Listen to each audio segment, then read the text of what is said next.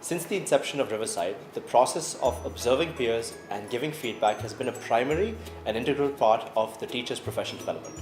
The process has evolved over time, and we have realized from our insights as well as research that the key stakeholder is not the observer.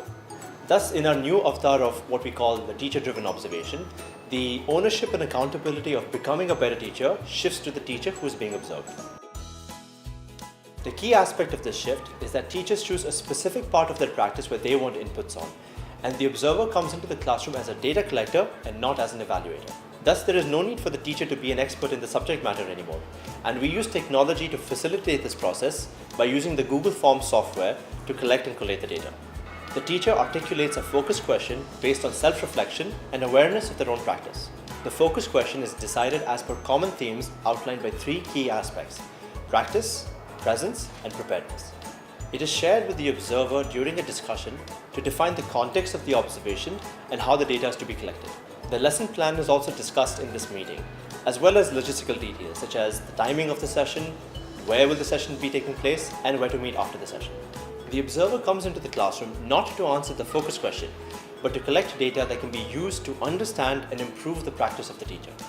Thus, it is important for the observer to avoid forming opinions and judgments about what they are seeing, and to be alert to what is actually going on in the classroom. It is crucial for the observer to input this data into their mobile phone or computers using their phone. In addition to detailed notes on the focus question, the observer also collects some standard information on that theme. This information becomes very useful when generating and analyzing school-wide trends. Of course, there are benefits to the observer too, such as picking up aspects and applying it to their own practice. The teacher and the observer meet for the post-observation discussion, either on the same day or the day after the observation. The observer shares the data that has been collected, and the insights from this data are used to collectively arrive at an answer to the focus question.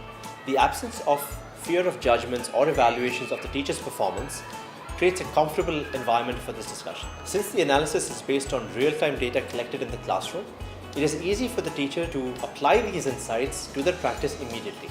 Further, there's a higher likelihood that teachers will implement these learnings into the classroom because they themselves have decided that focus question based on their own needs. An overall key stage analysis is conducted at the end of the month based on the data collected from all the observations. This can then be used to inform the design of professional development opportunities for the teacher team.